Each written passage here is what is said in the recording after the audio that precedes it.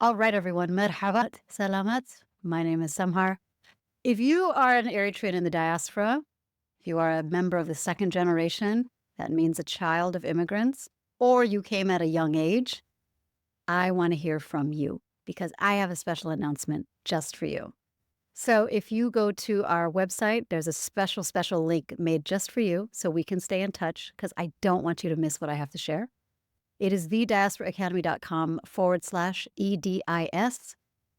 Drop your email, sign up, and as soon as I can share the news, you will be the first to know. All right? I can't wait.